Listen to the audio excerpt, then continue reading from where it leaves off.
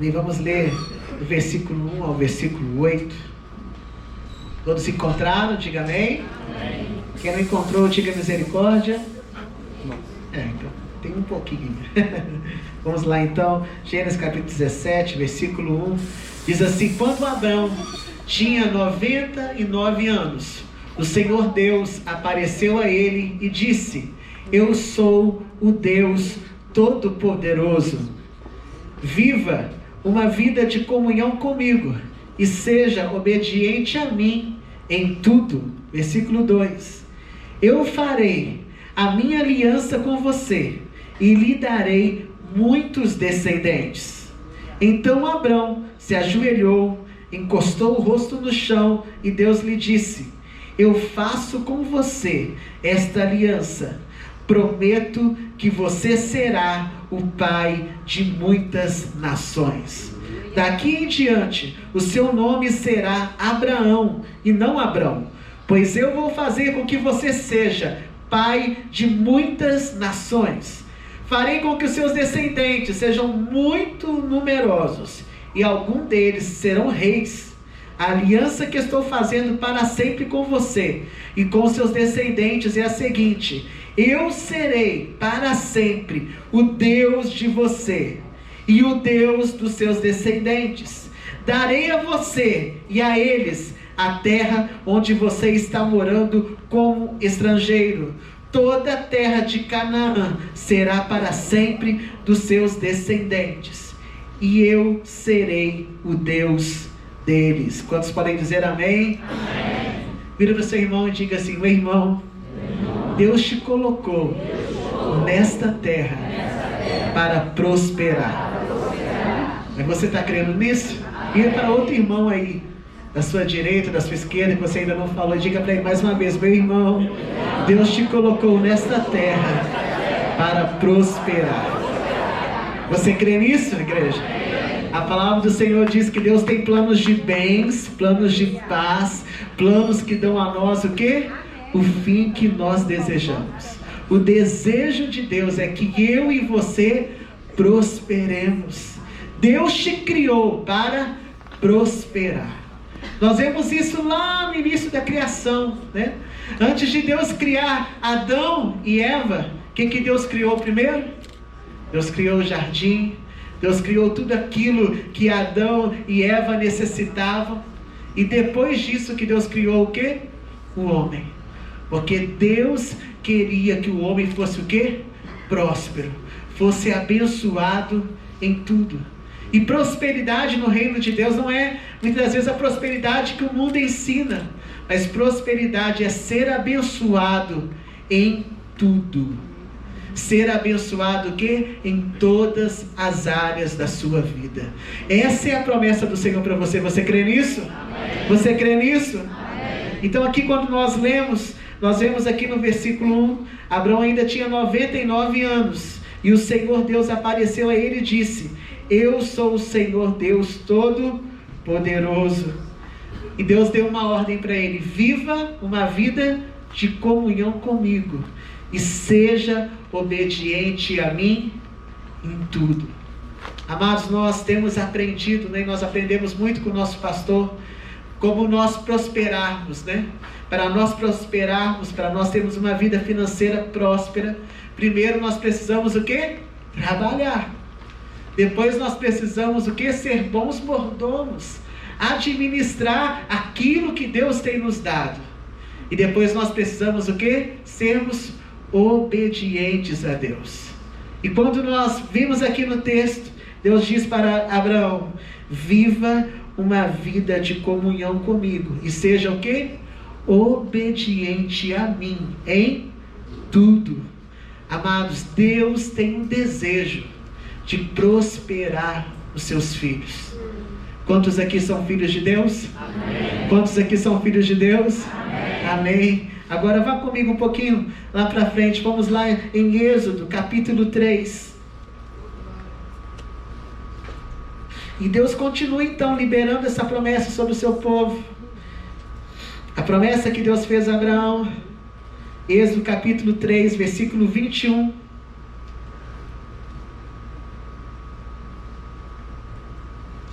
Diz assim: eu farei com que os egípcios respeitem vocês, e quando vocês saírem, não irão de mãos vazias.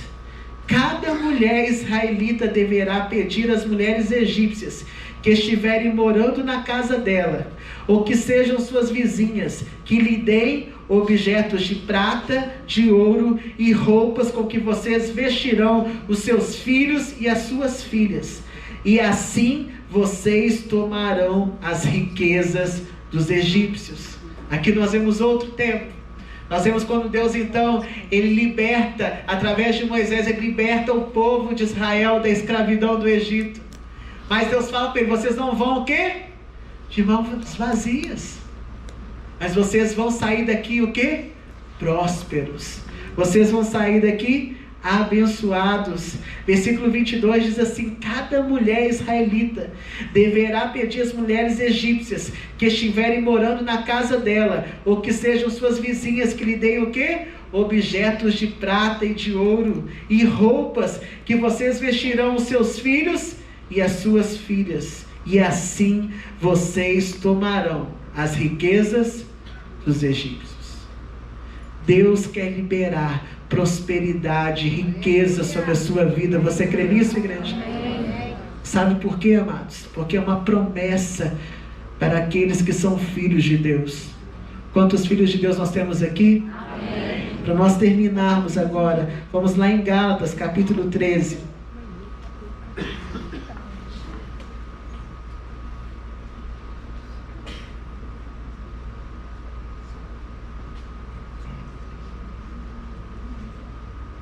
Gálatas capítulo 3, versículo...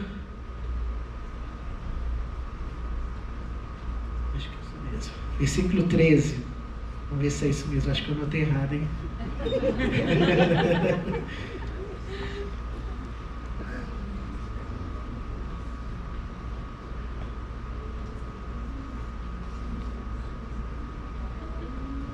Não, nós vamos encontrar.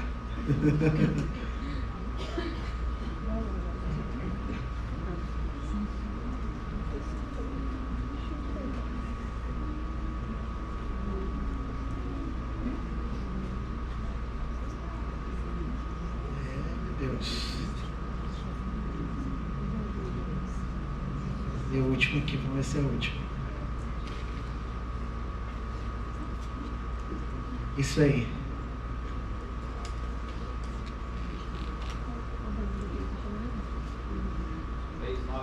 Oi? 3:9. Peraí.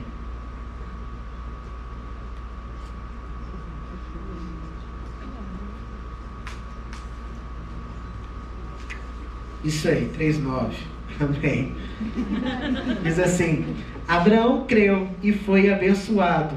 Portanto, todos os que creem são abençoados como ele foi.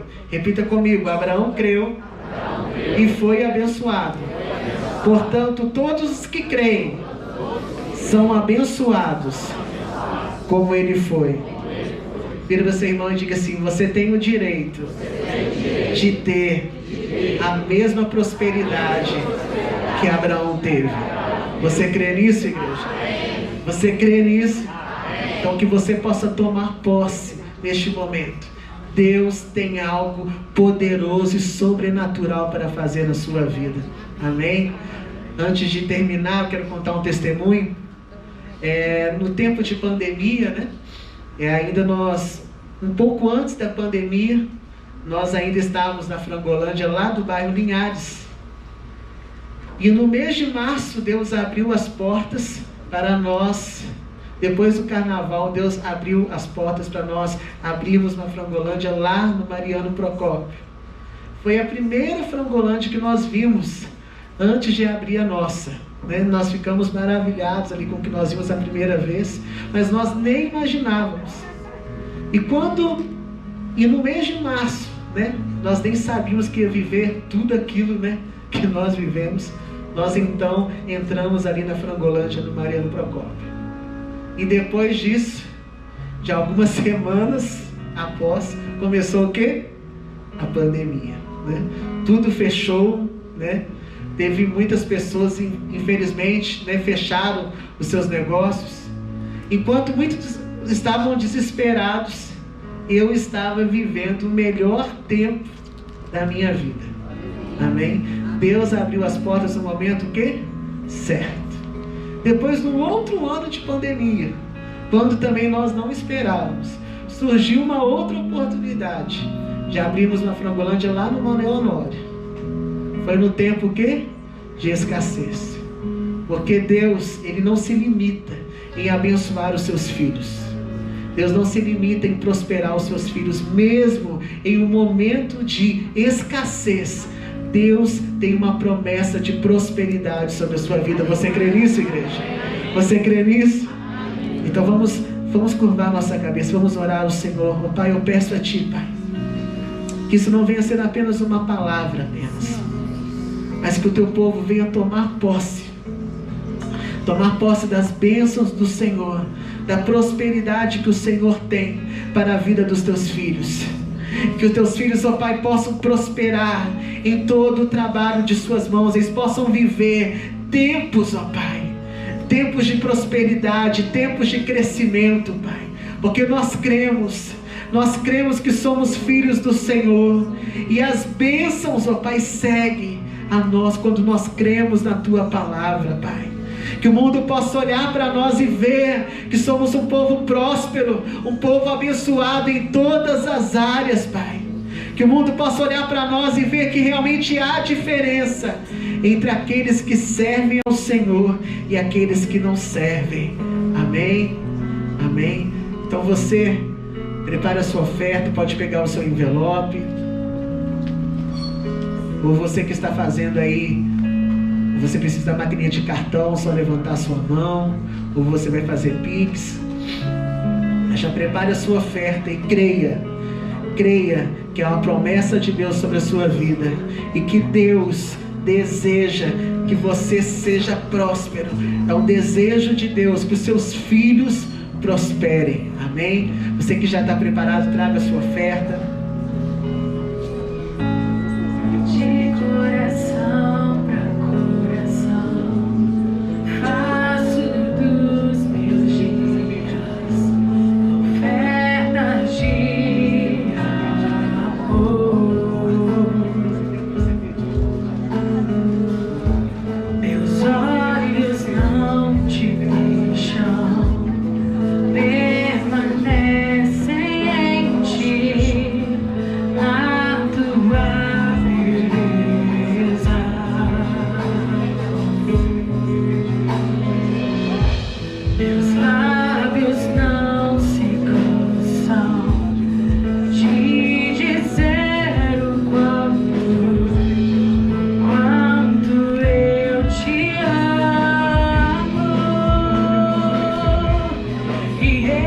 Em nome de Jesus, tudo bem com vocês? Amém. Nós estivemos viajando semana passada, estive 2 domingos fora, estávamos em Brasília, na 58ª Convenção das Casas da Bênção no Brasil e em todo o mundo, e nós tivemos a melhor convenção de todos os tempos. Nós tivemos nesta convenção a participação de 157 pessoas de outras nações. Nós tivemos lá apóstolos e pastores da Argentina, do Chile, Colômbia, Bolívia, México, Cuba, Estados Unidos, França, e nós vivemos um mover sobrenatural. Para eu conseguir resumir isso em uma só frase, nós tivemos até um paralítico que andou durante esta convenção. Então assim, foi algo assim tremendo, e o meu desejo era que todos vocês estivessem lá, principalmente os pastores, principalmente os irmãos do louvor. Foi uma convenção muito abençoada, para a glória de Deus e graças a Deus. Amém? Mas a partir de amanhã, a nossa igreja entra em contagem regressiva de 30 dias para a nossa festa do Centro Social. 7 de setembro, nós teremos a nossa festa, que já está conhecida aí na igreja, e nós esperamos aí reunir aproximadamente umas 2.000 pessoas para nós celebrarmos 11 anos de centro social e 6 anos de comunidade terapêutica. E seu pastor criou uma frase sobre centro social. Qual frase você sabe que é? Por favor, ajude seu pastor. Seu pastor precisa de ajuda no centro social. E nós estamos trabalhando de 2 maneiras para esta festa. Um dos nossos trabalhos, o primeiro, é que nós estamos aí com uma rifa em todas as células e também com aqueles irmãos que não fazem parte das células, onde todo o recurso arrecadado com esta rifa vai para os nossos projetos no centro social. E todo ano nós temos feito o sorteio de um animal, mas este ano nós vamos fazer o sorteio de 3. Quem lembra quais são os animais? O boi Caco, a leitoa Thelma e a galinha Lu, entendeu? Então, o primeiro sorteio leva o Caco para casa, o segundo sorteio leva a Thelma e o terceiro sorteio leva a Lu. E o recurso que nós vamos arrecadar com isso, como eu já disse, vai para os nossos projetos. Segundo trabalho que nós estamos fazendo é organizando as barracas de comida. Nós vamos ter 25 barracas diferentes com comida no dia da nossa festa. Porque você sabe, tanto quanto eu, ou às vezes até melhor que eu, que em festa de crente não falta comida. É impressionante, irmãos. Enquanto tem comida, tem gente. Acabou a comida das barracas, o povo vai embora em 5 minutos. E até hoje, a nossa festa é programada para terminar 8 horas da noite. E até hoje, já são 11 anos de festa, até hoje, não teve nenhuma festa que 8 horas da noite tivesse ainda comida em alguma barraca. Quando dá 5 da tarde, irmão, já acabou tudo. E o povo diz assim: ah, pastor, já acabou a comida, então vamos embora. E vai embora mesmo. 8 horas da noite já não tem quase mais ninguém lá. O nosso desafio este ano é ter comida até 8 horas da noite. Qual é o nosso desafio? Ah, pastor, então nós vamos comer menos? Não, é nós que vamos vender mais. Para você comer mais. Nesse dia não tem pecado de glutonaria. Nesse dia não tem problema você gastar dinheiro. Nesse dia está tudo liberado. Nós estamos organizando assim. As demais casas da bênção da cidade estão organizando 13 barracas. E a nossa igreja está organizando 12 barracas. Nós somos a igreja mãe, nós somos a maior igreja da cidade, da casa da bênção. Então a maior carga vem sobre nós. Vamos ver se eu consigo lembrar as 12 barracas da nossa igreja aqui. Nós vamos ter lá feijoada, canjica doce, pastel, limonada suíça, pizza, feijão tropeiro, arroz temperado, farofa, estrogonofe, pão com linguiça, batata frita e mandioca, milho verde, hambúrguer, então, picolé, sorvete, chup-chup. E as outras casas da bênção vão estar lá com canjiquinha, com dobradinha, com bolo, com doce, com... eu não vou conseguir lembrar tudo aqui. Mas todos nós estamos nos unindo para fazer uma grande festa, acima de tudo para agradecer a Deus e também para arrecadar recursos lá para o nosso centro social. Então, nesses próximos 30 dias, aqui nesta casa, só se fala em uma coisa. E o que se fala?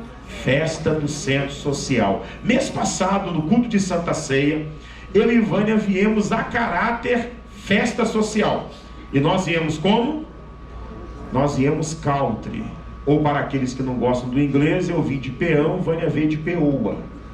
Próximo domingo é Santa Ceia novamente.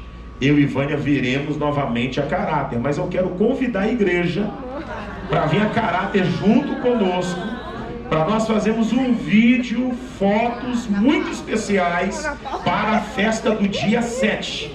Pergunte para o seu irmão: você tem um chapéu? Você já tem sua bota? Já tem seu cinto? Já tem seu colete? Você já tem seu berrante? Você já tem seu laço? Você já tem sei lá o que? Se você puder, junto comigo e Vânia, estar a caráter, para os pastores e pastor em treinamento, não é um pedido, é uma ordem. Todos vocês junto comigo, para nós fazermos uma grande foto e um bom vídeo. Mas para as ovelhas, líderes de célula, discipuladores, se você gosta da festa, Se você gosta da marmotagem, seja bem-vindo.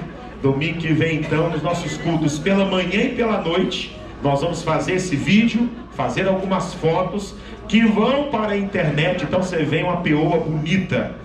Você, peão, eu não sei o que você vai fazer, eu não sei se de boné você fica melhor, ou melhor, de chapéu, se você fica melhor ou você fica pior. Depois que eu vi as fotos que tiraram de mim na Santa Ceia do mês passado, eu descobri que de cowboy eu fico até melhor. E eu falei assim, talvez eu vou adotar esse estilo para todo dia. Mas eu estou pedindo a Deus, Deus, me dá uma Dodge Ram primeiro, que aí eu ando de cowboy todo dia. Então eu estou esperando Deus me dar. Porque o chapéu eu tenho, a bota eu tenho, o cinto eu tenho, mas a Dodge Ram tá difícil. Então domingo que vem nós vamos fazer isso. Se você puder, vai ser uma bênção. Se não puder, tudo bem. Mas nos próximos 30 dias, irmãos, o nosso foco são as células se unirem. Nós temos algumas barracas, tem 3, 4 células, outras barracas tem 5, 6 células, depende do tamanho da célula. E para trabalhar, para montar a barraca, trabalhar para conseguir os alimentos, trabalhar também no dia para atender aos irmãos. E qual é a nossa maneira de trabalho? As células vão ofertar os alimentos com aquela comida que vai ser servida naquela célula. E aí então a célula vai fazer o alimento, e no dia da festa a célula vai vender esse alimento para os irmãos. Obviamente que nada disso é obrigado, porque se eu estou pedindo a sua ajuda, a ajuda não é algo obrigatório, a ajuda é algo voluntário. Eu aprendi nesses meus anos de pastor que não ajuda quem tem mais dinheiro, ajuda quem tem mais coração, tem mais disposição. Há um texto em Provérbios que diz que quem ajuda será ajudado. Eu descobri que as pessoas de mais condição são aquelas que menos ajudam. Eu descobri que aquelas de menor condição são aquelas que mais ajudam. E Jesus também já havia descoberto isso naquele dia da oferta, onde uma mulher viúva, pobre, deu mais do que todos, apesar da sua pobreza. Porque deu uma moeda, mas deu tudo quanto tinha. Os outros davam do que sobravam. E eu quero pedir à igreja mais uma vez a ajuda para nós não apenas fazermos uma boa festa, mas fazemos um alimento de qualidade, com muita alegria, servindo ao Senhor. E pode ter certeza, a recompensa do Senhor virá sobre nós, virá sobre você, porque Deus não fica devendo nada a ninguém. Amém? Vamos à ministração da palavra de Deus. Abra sua Bíblia, por favor, lá em Gênesis capítulo de número 28. Eu estou esperando, irmãos, cerca de quase um ano para ministrar essa palavra para a igreja a partir de hoje aqui nesta casa. O sábio Salomão escreveu que há tempo para tudo. E Deus dá para nós certas mensagens para pregar, e nós temos que buscar em Deus qual é o tempo de trazer aquela palavra. E esse mês de agosto eu entendi que é o tempo. Então diga para o seu irmão, prepare-se. Tem chumbo grosso aí. Gênesis capítulo 28, versículo de número 10. Jacó saiu de Berseba a fim de ir para Harã. De tardinha ele chegou a um lugar sagrado e passou a noite ali. Pegou uma pedra daquele lugar para servir como travesseiro e se deitou ali mesmo para dormir. Então Jacó sonhou. Ele viu uma escada que ia da terra até o céu, e os anjos de Deus subiam e desciam por ela. O Senhor Deus estava ao lado dele e disse: Eu sou o Senhor, o Deus do seu avô Abraão e o Deus de Isaque, o seu pai. Darei a você e aos seus descendentes esta terra onde você está deitado. Os seus descendentes serão tantos como o pó da terra. Eles se espalharão de norte a sul e de leste a oeste. E por meio de você e dos seus descendentes, eu abençoarei todos os povos do mundo. Eu estarei com você, eu o protegerei em todos os lugares aonde você for. E farei com que você volte para esta terra.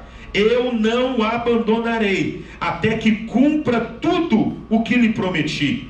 Quando Jacó acordou, disse assim: de fato, o Senhor Deus está neste lugar, e eu não sabia disso. Aí ficou com medo e disse: este lugar dá medo na gente. Aqui é a casa de Deus, aqui fica a porta do céu. Jacó se levantou bem cedo, pegou a pedra que havia usado como travesseiro, a pôs de pé como um pilar, depois derramou azeite em cima para dedicá-la a Deus. Naquele tempo havia uma cidade que antes se chamava Luz, mas Jacó mudou o seu nome para Betel. Repita comigo: este lugar dá medo na gente. Aqui é a casa de Deus, aqui fica a porta do céu. Há pessoas que perderam, se é que talvez um dia tiveram, a capacidade de distinguir e diferenciar lugares e pessoas. Quando você perde essa capacidade, você então começa a pensar e a dizer que todos os lugares são iguais e que todas as pessoas são iguais. Esta afirmação, esta conclusão, este pensamento de que todos os lugares são iguais e que todas as pessoas são iguais é uma aberração, é uma sandice, é uma incoerência. Repita comigo: os lugares não são iguais, as pessoas não são iguais. Se você pensa que os lugares são iguais, então se Deus te enviar para o céu ou para o inferno, tanto faz, porque os lugares são iguais. Eu não sei qual é a sua opinião e o seu entendimento, mas para mim o céu é um lugar muito diferente do inferno. Se você continua pensando que todos os lugares são iguais, eu te convido a morar 1 ano no São Benedito e 1 ano no Bom Pastor. E eu quero, se depois desses 2 anos você vai chegar a essa conclusão, que os lugares são iguais. Meu irmão, os lugares não são iguais, bem como as pessoas também não são iguais. Se você já foi uma mulher que disse homem é tudo igual, é porque você não sabe quem é homem. Se você já foi um homem que disse mulher é tudo igual, é porque você também não sabe quem é mulher. É a mesma coisa de dizer pastor é tudo igual, é porque você nunca teve um pastor. É a mesma coisa de você dizer igreja é tudo igual, porque você de verdade nunca pertenceu a uma igreja. Lugares são diferentes, pessoas são diferentes, e eu preciso ter a capacidade de discernir, de diferenciar, de distinguir um lugar de outro lugar e uma pessoa de outra pessoa. Levanta sua mão e diga: Senhor, eu preciso diferenciar lugares de lugares e pessoas de pessoas. Eu já viajei a alguns países, graças a Deus, e não há melhor maneira de você descobrir que os lugares são diferentes quando você vai em um país diferente do seu. O primeiro país que eu conheci, diferente do meu Brasil, onde eu nasci, foram os Estados Unidos. E quando eu voltei dos Estados Unidos, eu tomei uma decisão: eu nunca mais vou cantar Sou Brasileiro com muito orgulho e com muito amor. Porque se você pensa que o Brasil é bom, diga para quem está do seu lado: porque você não foi em outros lugares. O Brasil é ruim? Não, mas tem muito lugar melhor do que o Brasil. Talvez você está encantado com essa terra, talvez você está apaixonado com este lugar. É o melhor lugar do mundo? Não é. É o melhor país do mundo? Não é. O brasileiro é tão maluco nessa questão, que ele diz que o Brasil é tão bom que Deus é brasileiro. Não faço com Deus não, irmão. Deus é brasileiro, pelo amor de Deus. O Brasil é bom? É. O Brasil é uma bênção? É. Mas há lugares muito melhores que o nosso Brasil. Quando eu fui aos Estados Unidos, a primeira coisa que eu descobri que lá é melhor que aqui é porque o povo lá é mais educado, lá é mais ordeiro, lá é mais limpo, lá é mais próspero, lá é mais rico, e lá as coisas são muito mais baratas. Eu vi preços de coisas lá que eu falei: esse governo nos rouba. Esses políticos nos roubam. Mas meu irmão, pensa num homem alegre quando pegou o avião para ir. E pense num homem frustrado quando pegou o avião para voltar. Porque eu não moro só no Brasil. Eu moro no Santo Antônio, gente. E quando o carro que foi me buscar no aeroporto do Rio começou a subir ali a serrinha de Santo Antônio, eu falei assim: irmão, eu vou fechar os olhos, porque eu não quero ver. Quando você colocar o carro dentro da minha garagem, aí você fala que eu vou abrir os meus olhos. Ele: que isso, pastor? Santo Antônio é tão feio assim não, porque você não veio de onde eu estou vindo. Uma coisa que chamou minha atenção nessa questão de preço, que me assustou muito, é que esses projetores aqui da casa são projetores de 14 mil lumens. Lumens é a força da lâmpada. E um deles queimou, uma dessas lâmpadas queimaram. E aí eu pedi o Marquinhos para levar na autorizada da Epson, que é a marca do equipamento, aqui em Juiz de Fora. Levou o orçamento: R$7.000 uma lâmpada. Eu falei: mas não é possível, gente. Olhei no bairro lá na Santa Efigênia, em São Paulo, R$3.500 a mesma lâmpada. E aí a minha filha morava nessa época nos Estados Unidos, e eu disse: Stephanie, eu vou mandar uma referência de uma lâmpada de data show, vai na loja tal e veja se tem e quanto custa. A Stephanie foi, olhou e disse: pai, tem sim. Se quanto custa, filho? $52. O dólar na época valia, R$1 na época valia, aliás, $1 valia R$2. E eu disse: como é que é? Fazendo a conversão, então, R$104. E aqui em Juiz de Fora eles estão me pedindo quanto? 7.000. E eu cantava: sou brasileiro com muito orgulho. Orgulho de quê? Eu então comecei a descobrir que os lugares são diferentes, assim como as pessoas são diferentes. Mas se você perde a capacidade de distinguir lugar de lugar e pessoa de pessoa, você então passa uma régua, nivela, coloca todo mundo em todo lugar na mesma média e começa a dizer que os lugares são iguais e começa a dizer que as pessoas são iguais, e você então não dá mais importância aos lugares e nem dá importância às pessoas.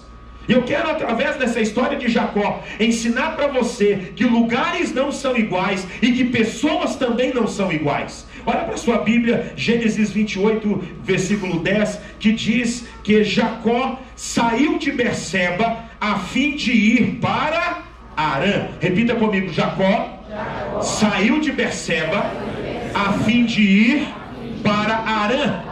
Se os lugares são iguais, precisaria Jacó mudar de lugar? Se os lugares não têm importância, precisaria Jacó mudar de lugar? Há pessoas malucas que dizem: não, se Deus vai me abençoar, Ele vai me abençoar aqui, porque todo lugar é igual. Eu quero dizer para você que há lugares que você vai ser abençoado e há lugares que você vai ser amaldiçoado. Se os lugares fossem iguais, não seria necessário Jacó mudar de lugar.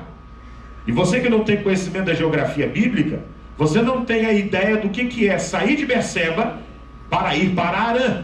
Coloca um mapa aí para mim, por favor. Olha ali. Berseba fica aqui no sul, na parte baixa aqui da projeção. No sul de Israel, no deserto de Negev. Abaixo ali tem o Egito, já é continente africano. Jacó sai ali do sul, isso é uma foto do GPS de hoje.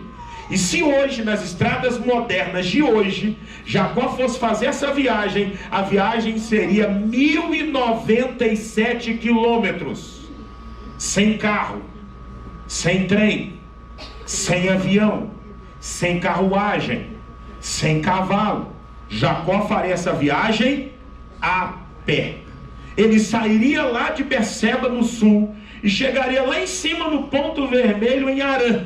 Hoje ele atravessaria todo o Israel, atravessaria o Líbano, atravessaria a Síria, passaria por 3 nações e passaria por 3 fronteiras para chegar em Harã. A Síria, que já fica na divisa da Turquia, que já é a porta de entrada para a Europa e também a porta de entrada para a Ásia. Se os lugares são iguais, eu te faço uma pergunta: por que é que Jacó teve que fazer uma viagem tão longa, se os lugares são iguais? Repita comigo: os lugares não são iguais. Diga isso para o seu irmão: os lugares não são iguais. Jacó então vai fazer esta viagem que levou um bom tempo, e diz a Bíblia, versículo 11, mantenha o mapa aí por favor, que de tardinha ele chegou a um lugar sagrado e passou a noite ali. Esse lugar sagrado que ele chegou, nós vamos ver daqui a pouco, é um lugar que ganhou o nome de Betel. E quando ele sai de Berseba para ele chegar até Betel, ele andou 87 quilômetros, de pouco mais de 1.000 que ele teria que andar. Ele passaria a primeira noite longe da sua casa, fora da sua casa. E aquele lugar que Jacó chega lá, já ao final do dia, e ele vai passar a noite ali, diz o verso 11, repita comigo: um lugar sagrado. Onde Jacó decidiu passar a noite? Um lugar sagrado. Se todos os lugares são iguais, quer dizer então que todos os lugares são sagrados? Se todos os lugares são iguais, quer dizer então que todos os lugares são comuns? Jacó sai da sua casa em direção à casa do seu tio Labão, irmão da sua mãe Rebeca. E para Jacó chegar até lá, ele faz a primeira parada de muitas que ele faria. Mas o lugar que ele escolheu para pernoitar era um lugar o quê? Sagrado. Diz a Bíblia que naquele lugar ele então pega uma pedra para servir como travesseiro e se deitou ali mesmo para dormir. Versículo 12 diz que então Jacó sonhou. Irmãos, eu não posso deixar passar essa oportunidade. Eu me identifico com Jacó, que Jacó é um homem raiz. Jacó é um homem das antigas. Jacó dormiu no chão e o travesseiro dele foi o quê? Uma pedra. Mas tem homem hoje, sabe o que ele diz? Ah, pastor, eu não consigo dormir em outro travesseiro. Ah, pastor, meu corpo estranha se for um colchão diferente.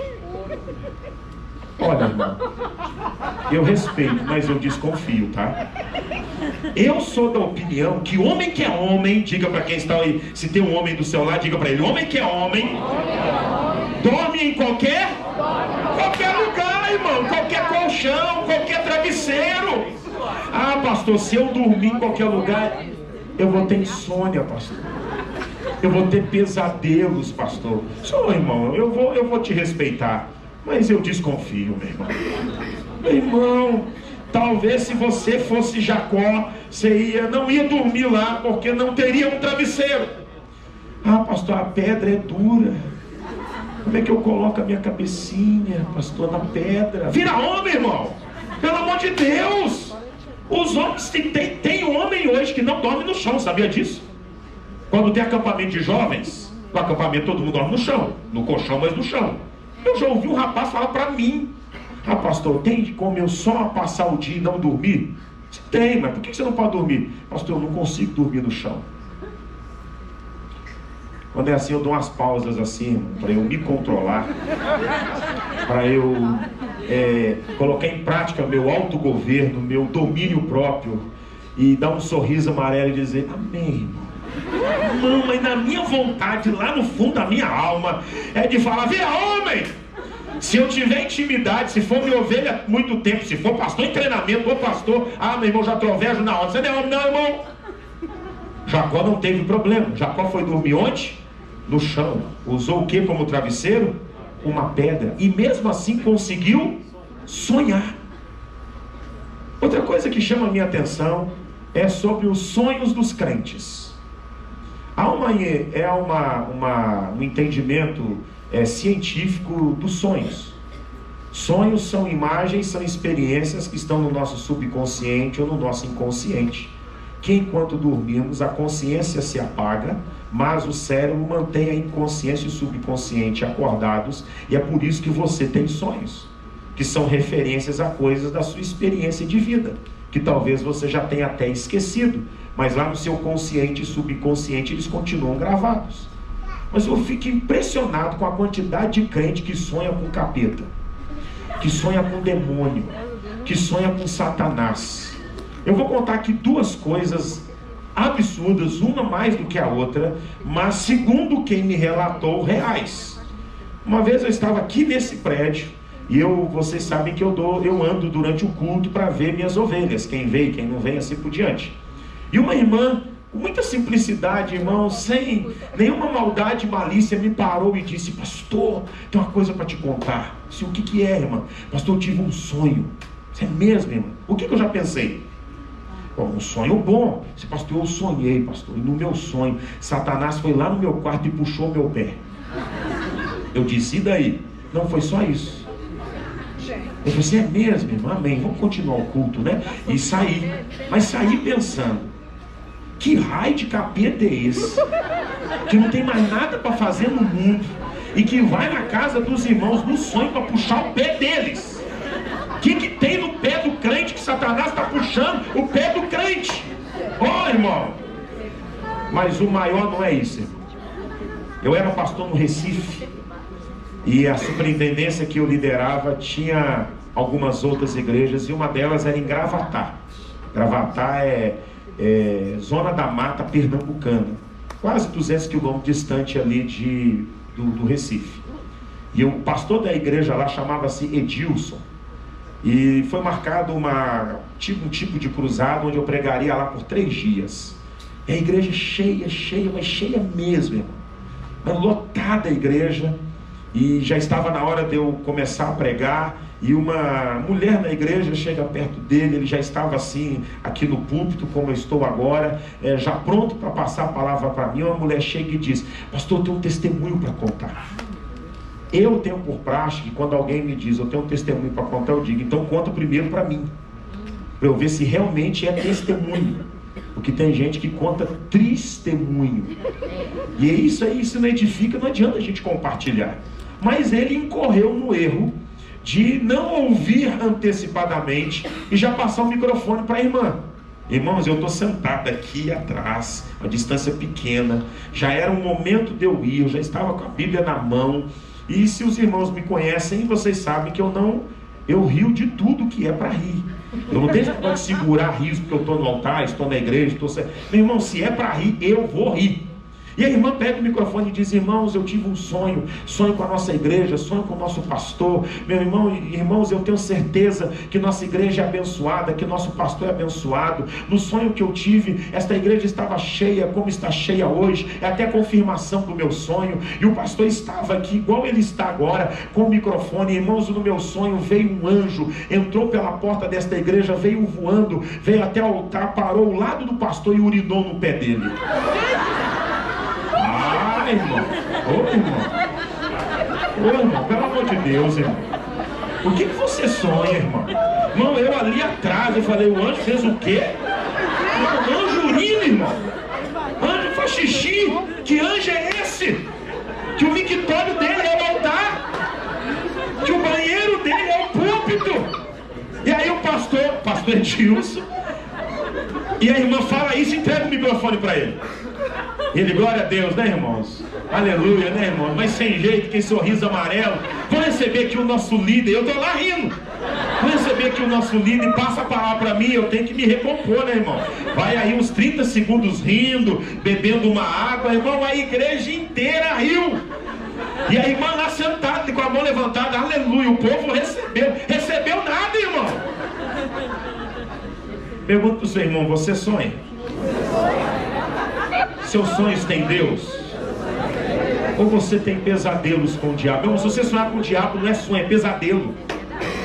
Jacó estava dormindo ali naquele chão, com a cabeça naquela pedra. Ele tem um sonho, e olha como é que é o sonho dele. Versículo 12: ele viu uma escada que ia da terra até o céu, e os anjos de Deus subiam e desciam por ela. Verso 13: e o Senhor Deus estava ao lado dele. Verso 13: e disse: eu sou o Senhor, o Deus do seu avô Abraão e o Deus de Isaac, o seu pai. E aí Deus libera uma palavra sobre Jacó.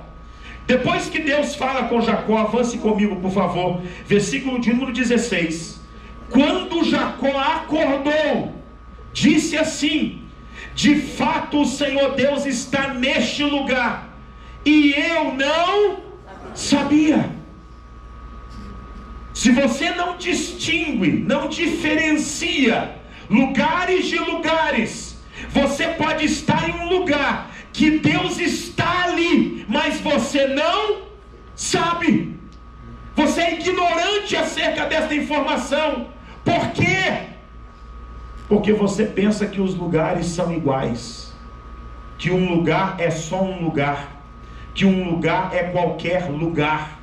Meu irmão, lugares não são iguais, lugares não são comuns. Há lugares que não são comuns, há lugares que são especiais, há lugares que são sagrados, há lugares que são santos, há lugares que são importantes, e você precisa ter a capacidade de distinguir, de diferenciar, de descobrir que lugar é esse que eu estou. É um lugar comum, é um lugar especial, é um lugar profano, é um lugar sagrado, é um lugar de homens, é um lugar de demônios, ou é um lugar de Deus?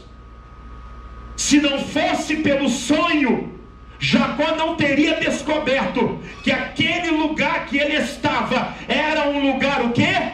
Sagrado. Você precisa aprender a descobrir qual é o lugar que você mora, qual é o lugar que você trabalha, qual é o lugar que é a sua igreja. Você precisa descobrir qual é o lugar onde a sua família está. Você precisa descobrir qual é o lugar onde você vive, qual é o lugar onde você ganha o pão de cada dia. Que lugar é esse? Que território é esse? Que geografia é essa? Você não pode pensar que toda empresa é igual, que todo escritório é igual, que toda igreja é igual, que toda casa é igual, que todo quarto é igual. Não! Os lugares não são iguais. Repita comigo: os lugares são diferentes. E o que eu tenho que fazer? Distinguir, descobrir, diferenciar um lugar do outro. Esse mesmo lugar que Jacó tem esse sonho, e nesse sonho Jacó vê uma porta, aliás, Jacó vê uma escada, e anjos sobem e descem dessa escada. Quando ele acorda deste sonho, ele chega a uma conclusão. Que conclusão ele vai chegar? Versículo 17: aqui é a casa de Deus, aqui fica a porta do céu. Mas Jacó não sabia. Talvez Jacó esteve naquela noite em um dos lugares mais importantes da vida dele, e se não fosse pelo sonho, ele não saberia. Você não pode ir a um lugar sem entender que lugar é esse para você. Há uma coisa aqui que nós temos que analisar e tirar reflexões sobre a nossa vida. Esse lugar que Jacó estava, que era um lugar sagrado, foi um lugar que o avô dele também esteve. Quem foi o avô de Jacó? Abraão. Abra sua Bíblia em Gênesis 12 e depois voltaremos para Gênesis 28.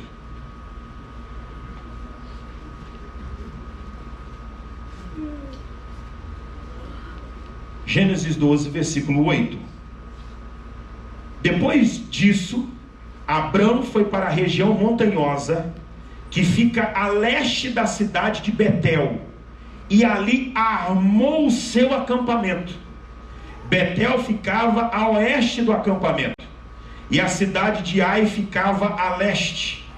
Também nesse lugar, Abrão construiu um altar e adorou o Senhor. Preste atenção. O lugar por onde Jacó estava passando, quem havia passado por ali? O avô dele. Eu quero te ensinar duas coisas aqui. Você um dia terá seus netos, e seus netos visitarão os lugares por onde você também já passou.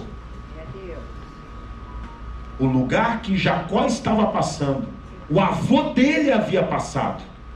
Só que o avô dele, quando passou naquele lugar, o que ele fez? Edificou um altar. E naquele lugar fez o quê?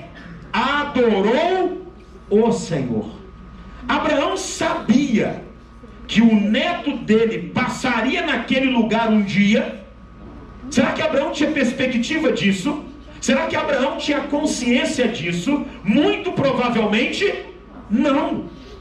Mas se o que aconteceu com Abraão e seu neto acontecer conosco e nossos netos, eu lhe pergunto, por quais lugares você tem passado que o seu neto também vai passar?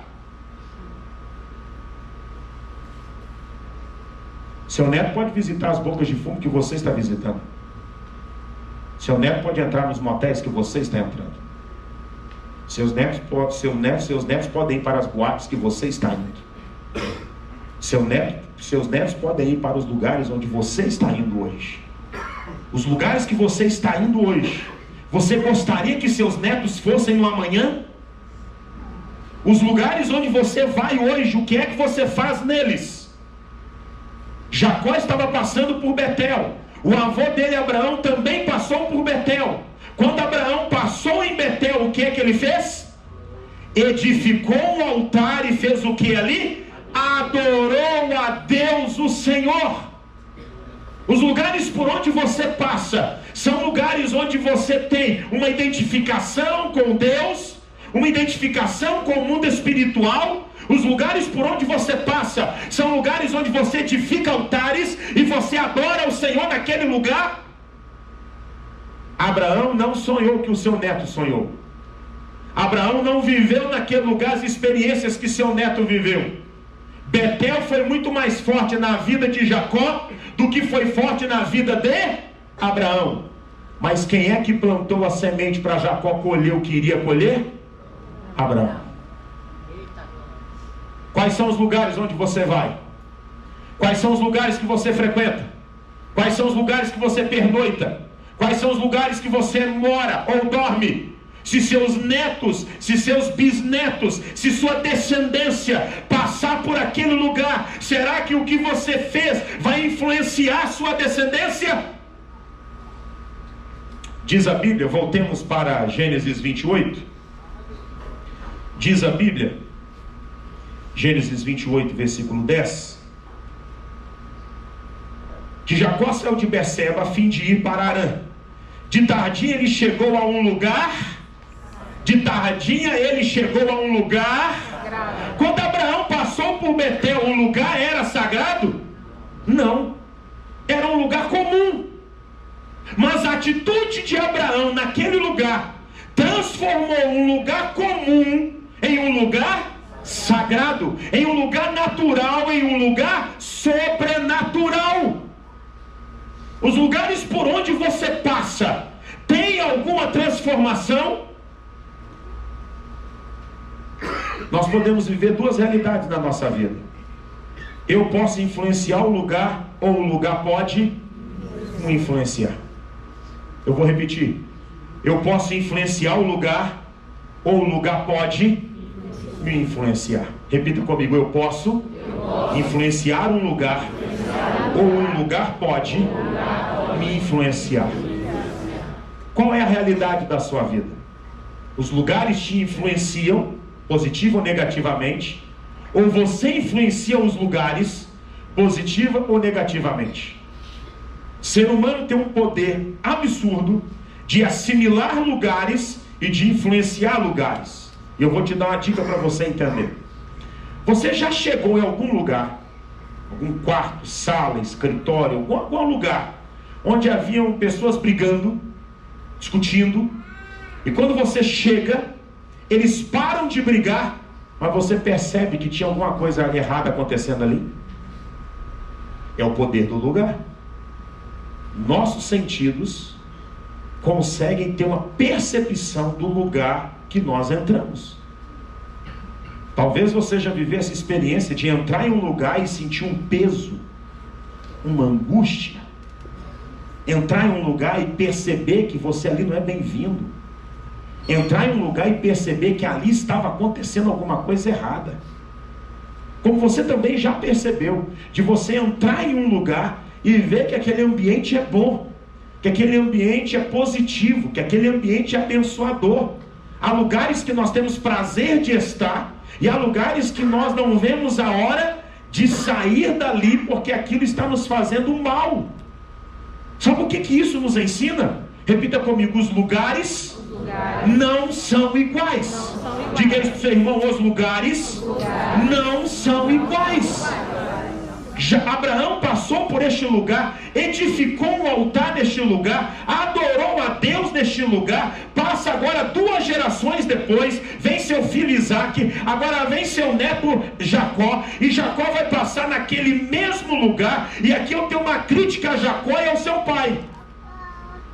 Se o avô dele havia passado ali, edificado um altar e havia adorado a Deus, alguém deveria ter ensinado isso a Jacó. Ou será que alguém ensinou e Jacó esqueceu? Ou será que alguém ensinou e Jacó desconsiderou isso? Se o meu avô passou naquela terra, edificou um altar ali, adorou a Deus ali, aquele lugar passou a ser sagrado, eu agora vou dormir ali e vou acordar no outro dia e vou dizer: Deus está nesse lugar e eu não? Por que eu não sabia? Por que eu não sabia? Por que eu não sabia? Será que não foi ensinado? Ou será que foi ensinado, mas ele não aprendeu? Há uma máxima na pedagogia, quando nós estudamos, que diz que o aluno não aprende o que o professor ensina. O aluno aprende o que ele quer aprender. Repita comigo: o aluno não aprende o que o professor ensina. O aluno aprende o que ele quer aprender. Talvez alguém tenha ensinado, mas Jacó não tenha aprendido, porque não teve vontade para aprender. Há pessoas que não entenderam o Deus a quem eles servem. Deus é um Deus de gerações. O que Deus é? Se você não entende sobre geração, você pensa que Deus é só Deus para você, que as bênçãos dele influenciam, impactam e abençoam somente você. Mas o que Deus está fazendo na sua vida vai alcançar a sua 2ª, 3ª, 4ª geração. A Bíblia diz até 1000 gerações depois. Porque Deus é geracional. Repita isso comigo: Deus é geracional. Ele não é o Deus do ontem, do hoje e do amanhã. Então ele é Deus da geração passada, da geração atual e da próxima geração. Mas se você é aquele que é imediatista, ou olha só para a sua vida e sua hora, você acha que o negócio de Deus com você, ou de você com Deus, é só até a hora que você estiver vivo, que depois que você morrer, tudo acabou. Mas se você vai gerar filhos, se você vai gerar netos, se você vai gerar bisnetos, se você vai ter uma descendência, aquilo que Deus está fazendo na sua vida agora vai alcançá-los. Assim como aquilo que Deus fez na vida dos seus pais, ou na vida dos seus avós, ou na vida dos seus bisavós, também está te alcançando. Só que talvez, como Jacó, você não conhece as peregrinações dos seus avós. Há pessoas que não sabem o nome do bisavô deles. Há pessoas que não sabem o nome da bisavó deles. Há pessoas que nunca se preocuparam com sua árvore genealógica. Nunca pensaram: de onde veio a minha família? Meu DNA tem berço em qual lugar? Sabe por que você nunca se preocupou? O que você preocupa só com você mesmo. Você acha que a história que está sendo escrita começou em você. O alecrim dourado, você não é nem Adão e nem Eva. Adão e Eva que começaram a história. Nós estamos continuando uma história. Há muita coisa para trás de nós. E você sabe? Você já visitou onde seus pais nasceram? Você já visitou onde seus avós nasceram? Você já visitou onde seus bisavós nasceram? Pastor, para que eu vou perder meu tempo? Irmão, você é muito burro ao pensar desse jeito. Você é construção de uma história. Você carrega uma herança, carrega um legado. E talvez você possa estar como Jacó. Jacó estava no lugar certo, guiado pela mão invisível de Deus. Porque se fosse olhar a consciência dele, ele não estaria naquele lugar, porque ele não sabia que lugar era aquele. Aquele lugar era sagrado, mas Jacó não sabia. Então ele não sabia que o avô dele passou por ali. Ele não sabia que os antepassados dele passaram por ali. Se você não entendeu isso, que Deus é geracional, quando Deus fala com Jacó, versículo 13, o Senhor Deus estava ao lado dele e disse: eu sou o Senhor, o Deus do seu avô Abraão, e o Deus de Isaque, o seu pai. A experiência de Deus naquela família estava começando em Jacó? Não. O pai dele havia vivido uma experiência. O avô dele havia vivido uma experiência. Deus está dizendo isso a Jacó. Por várias vezes na Bíblia, nós encontramos a expressão Deus de Abraão, Deus de Isaque, Deus de Jacó. Eu tenho a graça, eu tenho a bênção, eu tenho o privilégio, eu tenho a alegria, eu tenho a satisfação de dizer: Deus do meu pai Wilson e meu Deus.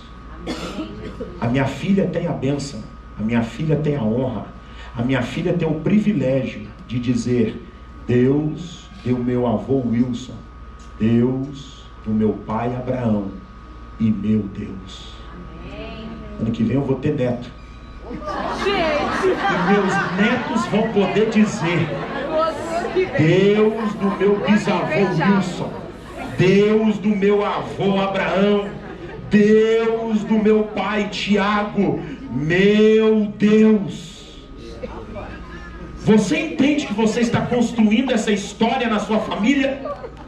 Você entende que dependendo do seu relacionamento com Deus, dependendo da sua vida com Deus, a sua descendência vai poder dizer: meu Deus e Deus do meu pai, meu Deus e Deus do meu avô, meu Deus e Deus do meu bisavô.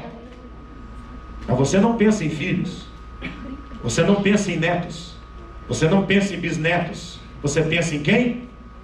Em você e no seu time de futebol. Irmãos, o nível dos crentes hoje é absurdo de ruim. O nível dos crentes hoje é impressionante de superficialidade. Depois de Deus, o que mais importante você tem é família. Mas para você, sua família é você. Você não tem irmão, você não tem pai, você não conhece nada. Deixa eu lhe ensinar uma coisa. Ano passado eu tive a grata satisfação e alegria de ir com a minha filha, eu, meu pai, a avó dela, no lugar onde o meu pai nasceu e foi criado. São Vicente, distrito de Baldim, região metropolitana de Belo Horizonte. Um lugar pequeniníssimo. Mas a rua principal do lugar, uma rua até bonita, de calçamento, um canteiro central, árvores plantadas no meio, grama plantada neste canteiro central. Tem lá a plaquinha azul de uma rua. Rua Antônio Aprígio Ribeiro. Meu avô, pai do meu pai, bisavô da minha filha. Eu, meu pai e minha filha posicionamos o dedo apontado para lá e falei: tire uma foto. Esse é o berço do seu avô, minha filha. Essa é a maternidade do seu avô. Essa é a origem do seu avô. Talvez para ela aquilo não tiver, ela não tenha a dimensão da importância, mas eu tenho. Se o seu filho não tem dimensão das coisas, você tem obrigação de ter. Depois o meu pai disse para ela: Stephanie, agora eu vou te levar onde era a nossa casa. E nós pegamos uma rua de terra, passamos por um córrego, com a ponte bem simples sobre ele, nem de alvenaria era a ponte. O meu pai, a avó dela, disse para ela: minha filha, eu pescava aqui, ó. Depois daquela curva ali era a nossa casa. Quando a gente continuou com o carro, vira, não havia mais a casa. A casa havia sido demolida e tinha construído uma mansão lá hoje. Ele disse: eu morava aqui, filho. Eu nasci aqui.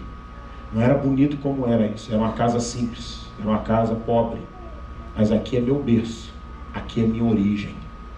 Minha filha tem que saber que ela não é Eva, que o mundo não começou com ela, que a história não começou com ela. Ela vem de uma família.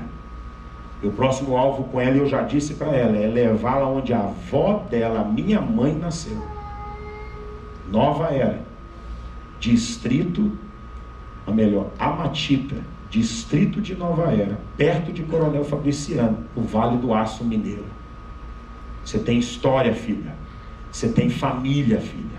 Você tem uma construção familiar atrás de você, que pode ser abençoada, amaldiçoada, mas é sua história. Eu disse para ela, filha, você sabia que nos nossos antepassados nós tivemos um conde? É sério, pai? Sim. Esse meu estilo aqui é porque eu herdei realeza dos meus antepassados. Eu faço uma investigação da minha genealogia, eu sei quem são meus pais, avós, bisavós, trisavós, tataravós, porque há uma grande chance de eu ser descendente de judeus sefardistas que vieram para o Brasil, mudaram de nome, fugindo da Inquisição Europeia e vieram se aportar aqui nessa nação. Talvez, eu ainda estou em investigação, eu sou descendente de Abraão pela fé e descendente de Abraão por DNA. E se eu sou judeu de DNA, eu vou dizer, onde está a minha riqueza? Onde está minha Dodge Ram? Porque família é importante. Você é construção de alguém, você é sonho de alguém. Seus pais sonharam, seus avós sonharam, seus bisavós sonharam, e você está aqui hoje vivo, vivendo a realidade desse sonho, mas você nem sabe quem é seu avô, nem sabe quem é sua avó, nem sabe quem são seus antepassados, nunca se interessou. Você pode estar visitando lugares que eles visitaram. Você pode estar em um lugar que eles talvez adoraram a Deus ali, honraram a Deus ali, buscaram a Deus ali. Esse lugar era para ser para você especial, mas você não sabe, porque para você não existe lugares especiais. Jacó tem um sonho, e quando ele acorda daquele sonho, versículo de número 16, quando Jacó acordou, disse assim: de fato, o Senhor Deus está neste lugar, e eu não sabia. Aí ficou com medo e disse: este lugar dá medo na gente. O que Jacó disse? E por que aquele lugar dava medo nele? Ele termina no verso 17: aqui é a casa de Deus, aqui fica a porta do céu. Quando ele descobriu isso, naquele lugar ele ficou com o quê? Ficou com medo. Deixa eu lhe ensinar algumas verdades aqui nesse texto. Nós estamos vivendo um tempo onde há uma corrente teológica, principalmente nas redes sociais, que querem descaracterizar, que querem diminuir a importância do local da igreja. A igreja local. Para alguns não existe mais casa de Deus. Para alguns não existem mais lugares especiais. Para alguns o especial é onde eu estou. Se eu não estiver lá não é importante. Eu sei que isso é só um prédio feito por mãos humanas. Eu sei disso. Eu sei também que Deus, na sua onipresença, está em todo lugar. E Ele habita em lugares muito específicos. Você precisa distinguir a presença de Deus da habitação de Deus. O que você precisa descobrir? A presença de Deus da habitação de Deus. Deus tem 3 características da sua divindade que não foram compartilhadas com o homem, quando o homem foi feito à imagem e semelhança de Deus. E 3 características dessa divindade que não foram compartilhadas conosco é sua onipresença, sua onipotência e sua onisciência. Onipresença, Ele está em todo lugar. Onipotência, tem todo o poder. Onisciência, conhece todas as coisas. Isso não foi compartilhado conosco. Nós não podemos estar em todos os lugares ao mesmo tempo. Na verdade, nós só conseguimos estar em um lugar. Nós também não temos todo o poder. Na verdade, nosso poder é quase zero. Nós também não temos todo o conhecimento. Na verdade, a nossa vida é para adquirir conhecimento. Deus tem sua presença em todo lugar, mas a sua habitação em lugares distintos. Pastor, como assim? Não estou entendendo. Vou só dar um exemplo. Deus habita no meio dos louvores do seu povo. Onde Deus habita? Ah, pastor, por isso eu gosto de música. Deus não habita na música. Deus habita no meio dos louvores. Ah, pastor, por isso que eu gosto de banda. Deus não habita nas bandas. Deus habita no meio dos louvores do seu povo. Banda não é bom. Por que não é bom, pastor? É só uma banda. Cadê a outra banda? Por isso que eu não gosto de partido político. Porque o nome diz, já está partido. Devia ser inteiro. Hoje de manhã terminou um culto, vem um senhor e diz: pastor, culto abençoado, pastor, banda abençoada. Aí os irmãos do louvor estavam aqui, ó, nós já viramos banda. Isso não é positivo. Nós deveríamos ser uma equipe, não uma banda. A presença de Deus está em todos os lugares. A habitação dele está em lugares específicos. Você que pensa que todos os lugares são iguais, já que é assim, a promessa é que o Messias há de voltar. Quem crê nisso, diga amém. Amém. E ele voltará em qual lugar? Ele virá nos ares, mas voltará para qual lugar? Todos os lugares são iguais? Não. Por que então que ele não volta para Nova York? Para Roma? Para Los Angeles? Para Paris? Para Pequim? Para Berlim? Para Copenhague? Por que ele não volta para São Paulo? Rio de Janeiro? Por que ele não volta para Brasília? Os lugares não são iguais? Repita comigo: lugares não são iguais. O Messias não voltará para qualquer lugar. Ele voltará para Jerusalém. O Golden Gate está lá fechado. Vai ser aberto para o Messias passar sobre aquele portão que foi fechado. Repita comigo: porque lugares não são iguais. Jacó agora dormiu em um lugar que aparentemente era um lugar comum, qualquer, normal. E por um sonho, ele descobriu que aquele lugar era especial. E quando ele descobriu isso, qual foi o sentimento, a emoção dele? Ele ficou com o quê? Com medo. E qual é a origem do medo? Deus estava ali. Ali era a casa de Deus. Eu acho muito interessante quando alguém diz assim para mim: pastor, Deus falou comigo. Eu respeito qualquer tipo de expressão de fé. Cada um anda na fé que tem. Mas eu fico muito preocupado quando Deus fala com você e você não tem medo. Eu fico muito preocupado quando você diz que Deus está naquele lugar e você não tem medo. Sabe por que você não tem medo? Porque você banalizou, você normalizou, você diminuiu, você simplificou quem é Deus na sua existência.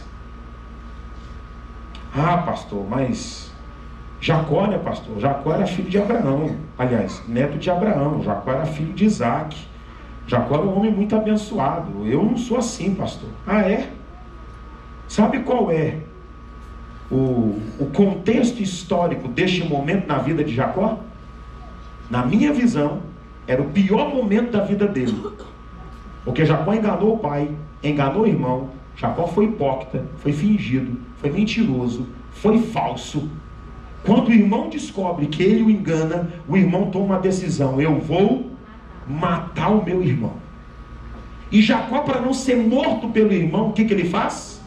Ele foge de casa, aconselhado pela mãe, e está indo, coloca o mapa para mim, e tem que ir para Arã, lá onde hoje é a Síria, lá no extremo norte, 1097 quilômetros depois, por causa de tudo de errado que ele fez na sua família. É nesse contexto que Jacó vai dormir neste lugar. Era, na minha visão, o pior momento da vida dele. Mas no pior momento da vida dele, ele vai descobrir um dos lugares mais importantes da vida dele. Ele acorda e ele descobre: Deus está aqui. Aqui é a casa de Deus. Aqui fica a porta do céu. Eu tenho uma pergunta para lhe fazer. Existe no mundo algum lugar que para você é casa de Deus? Existe no mundo algum lugar que para você é porta do céu? Quando você está em um lugar que existe um portal entre terra e céu, e tem uma escada naquele lugar, eu vou te ensinar que lugar é esse. É lugar de conectividade entre o céu e a terra. É um lugar de ligação entre o céu e a terra. É um lugar de conexão entre o céu e a terra. Será que na sua vida existe algum lugar que para você é casa de Deus? Que para você é uma porta do céu? Ou todo lugar para você é um lugar comum? Eu sei que isso aqui é um templo feito por mãos humanas. Eu sei que isso são 4 paredes e um telhado. Eu sei que isso é só um prédio.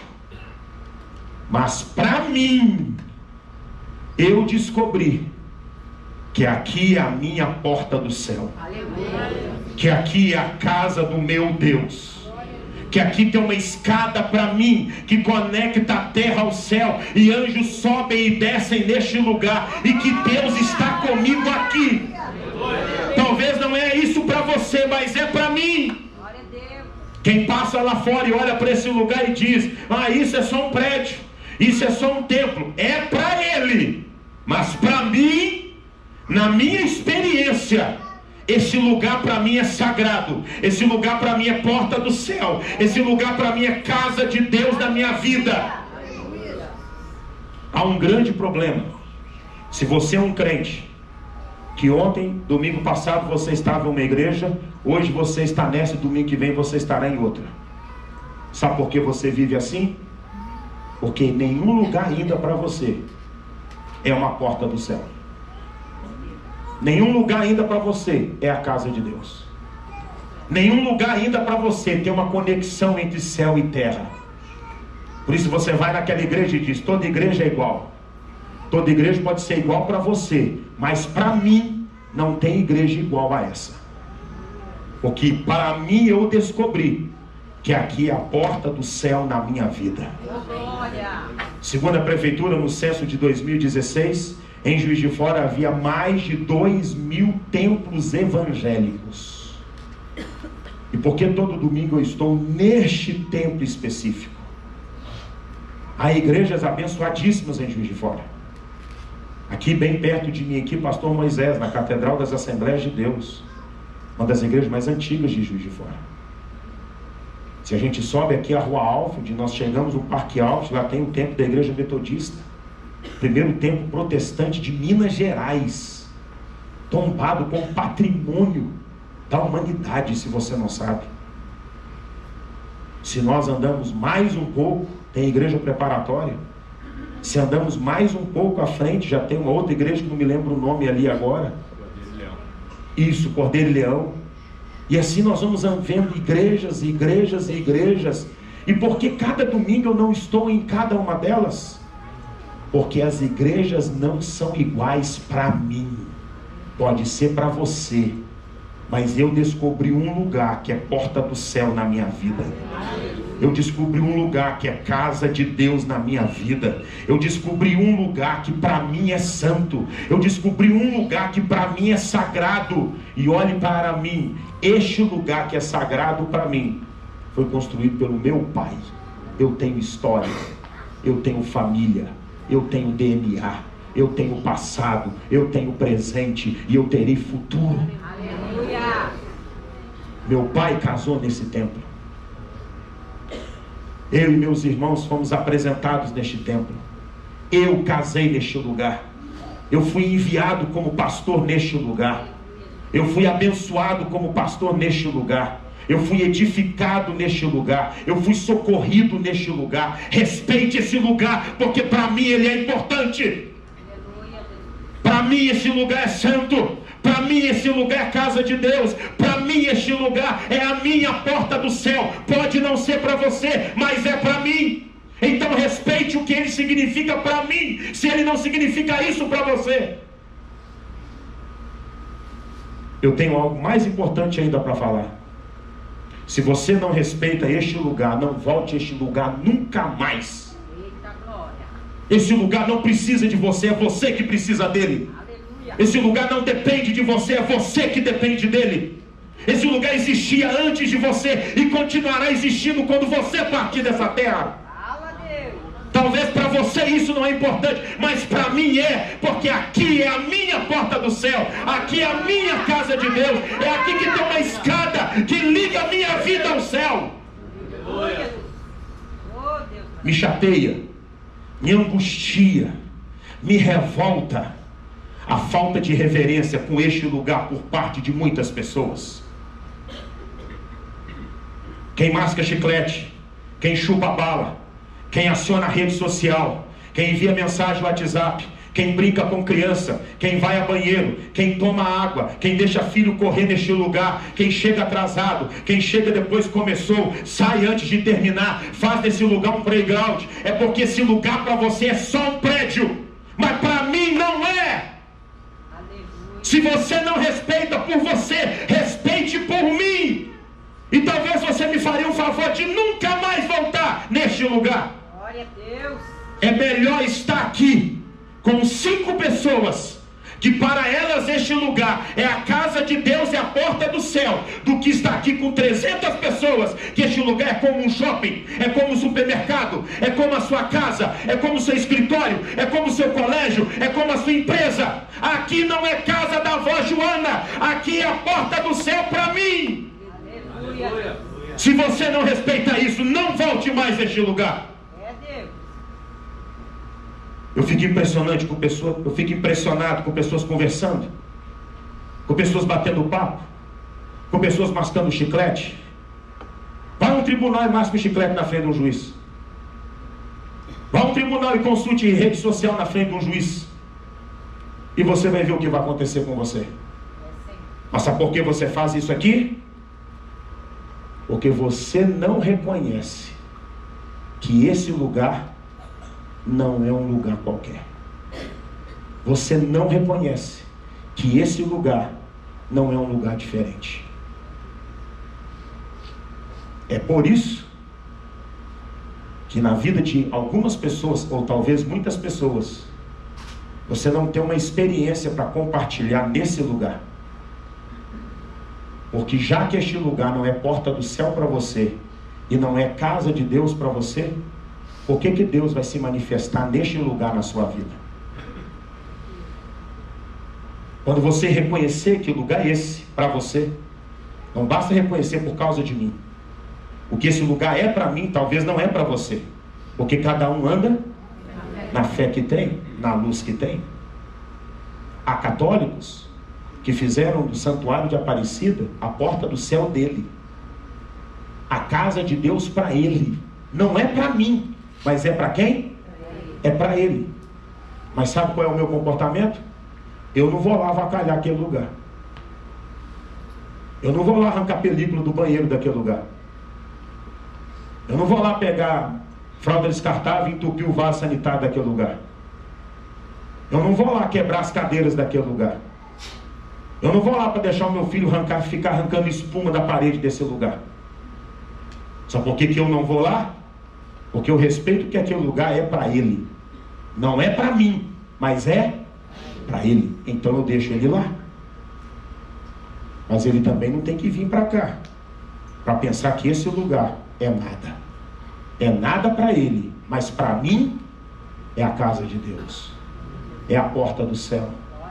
Tem anjos subindo e descendo aqui a meu favor. Deus está aqui ao meu lado neste lugar. Deus fala comigo aqui nesta casa. As experiências que eu já vivi, aquilo que eu já aprendi, aquilo que eu já recebi, foi aqui neste lugar. Vocês já ouviram eu contar? Já terminou meu tempo, mas eu preciso falar isso agora. De manhã eu nem falei isso. Eu era uma pessoa que não gostava de louvor. Não gostava de adoração. Quando tinha uma música na igreja que fazia gestos, eu ficava com raiva de quem estava cantando, que eu não gostava de fazer gestos. Eu não gostava nem de bater palma. Talvez há pessoas aqui que são como eu, naquela época. E essa igreja viveu uma experiência, não me lembro os anos agora, mas já deve ter aí, talvez uns 20 anos, 23 anos, de por 7 dias consecutivos, missionário Dan Duque, Marty Duke, David Keelan, vieram ministrar aqui 7 dias de avivamento. Essa igreja viveu um tempo singular, um tempo ímpar. E eu não gostava de louvor, não gostava de música. Eu colocava a minha Bíblia no primeiro banco, ficava lá fora. Quando terminava o louvor, eu voltava e assentava, porque eu sempre tive uma conexão muito grande com a palavra, mas eu não tinha uma conexão com o louvor. E o Dan Duque veio ministrar nesses dias, e o Dan Duque me chamou a Vânia, para nós irmos ao hotel dele participar da reunião de preparação do culto. Então ele reunia com o David Keelan, com a esposa dele, a Marty Duke, lá no quarto de hotel. Eles tinham um tempo de oração, de adoração a Deus. E ele me chamou para os 7 dias viver esses momentos lá com ele. E depois eu vinha dirigindo o carro, trazendo para o culto. E os cultos, uma bênção. Bom, Dan Duque pregando e David ministrando louvor. Vocês imaginam o nível, né? Mas em um determinado momento de um daqueles dias, eu vivi uma experiência marcante na minha vida, aqui neste lugar. Eu estava no culto e quando assim, de repente, no culto, eu vi que vieram 2 anjos, um pegou no meu braço direito, outro pegou no meu braço esquerdo, me tirou de onde eu estava e me levou assim para o canto. Não havia mais telhado, a gente ficou num lugar bem alto. E eles me segurando lá, eles falaram assim comigo: hoje nós vamos te ensinar o que é adorar a Deus. Olhe. E aí eles me mandaram olhar para o culto, para as pessoas. E quando eu olhei, eu via pessoas que subiam, eu via pessoas que desciam, eu via pessoas que nunca subiam, eu via pessoas que subiam e ficavam num certo nível, e via pessoas que iam subindo, até eu perder de vista. E um dos anjos me perguntou: você entende? Eu disse: não. Ele disse: adorar é ir para perto de Deus. Quando você começa a adorar, seu espírito desconecta-se da terra e começa a se elevar à sala do trono do Altíssimo. E aí eles disseram assim: observe, veja o que vai acontecer. E aí tinha alguém que ele estava em pé no culto, e o espírito dele ia subindo, e alguém chegava e chamava essa pessoa. Quando essa pessoa abria os olhos e atendia, o espírito dele ia voltando. O anjo me perguntou: você entende o que vê? Eu disse: não. Quando você está adorando e alguém te interrompe, você volta para o mesmo estado que você estava antes. E isso foi fazendo com várias pessoas na igreja. Eles olharam para mim e disseram: você aprendeu? Sim, aprendi. Eles voltaram comigo onde estava o meu corpo. Quando eu voltei a si, vamos assim dizer, a igreja estava vazia. Eu estava deitado no chão, estava o meu pai, minha mãe, minha esposa. Eu abri os olhos meio que sonolento, atordoado, sem saber o que estava acontecendo. Eu disse: o culto já terminou? Eles falaram: tem mais de 2 horas. Eu estava tendo um arrebatamento, mas eu não sabia. Por isso que eu sempre falo aqui na igreja: não me interrompam quando você me vê ali adorando a Deus. Eu estava subindo. O que você fez? Você me trouxe para cá de volta. Uma vez eu estava aqui no prédio, com a Bíblia aqui, lendo. Um irmão chegou. O irmão não fez de maldade, não foi intencional, é porque cada um anda na fé que tem. Ele olhou: pastor, você está lendo Bíblia? Sim. Ah, pastor, já que você não está fazendo nada, você pode me atender? Na hora eu olhei para ele: isso aqui para você fazer nada? É porque talvez você não lê Bíblia, né? Você não faz nada. Para mim, isso aqui eu ouvi Deus. Quando eu leio minha Bíblia, Deus está falando comigo. Então eu estou muito ocupado para te atender. Ele falou: pastor, me perdoa, pastor. Não está mais aqui. Quem falou: não, fica tranquilo, só não me perdoa. Sabe onde eu aprendi essas coisas? Nesse lugar que para você é só uma casa, só um prédio, só um templo feito por mãos humanas.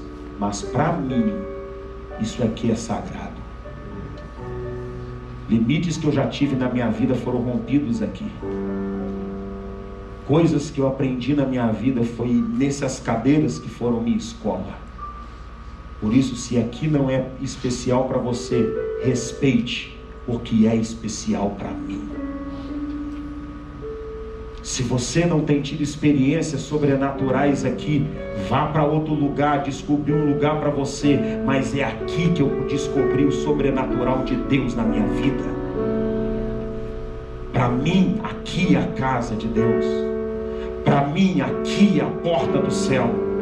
Eu sei que isso é só um prédio. Eu sei que isso foi feito por mãos humanas. Eu sei que isso são só 4 paredes e um telhado. Eu sei disso.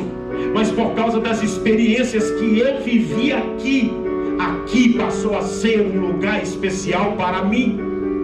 Eu tenho uma história familiar aqui. Meu pai passou por aqui, minha mãe passou por aqui, meu pai edificou altares aqui, minha mãe edificou altares aqui.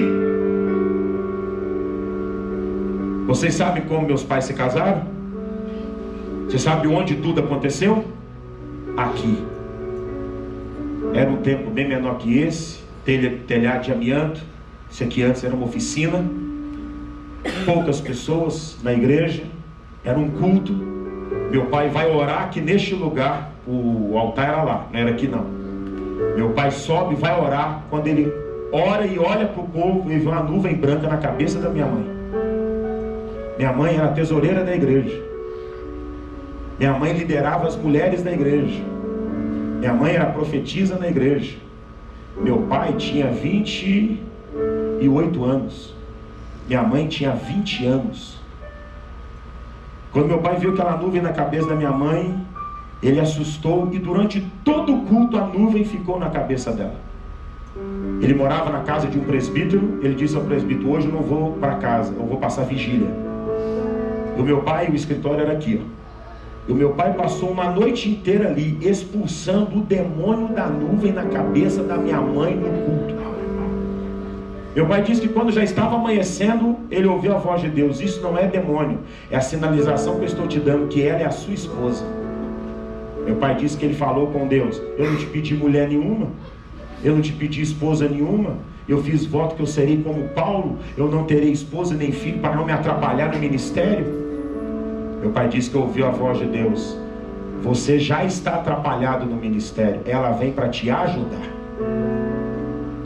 Meu pai disse que saiu dali e disse para Deus: eu só acredito que o que eu ouvi é de Deus se vier alguém do fim do mundo que não sabe de nada para falar que ela vai ser minha esposa.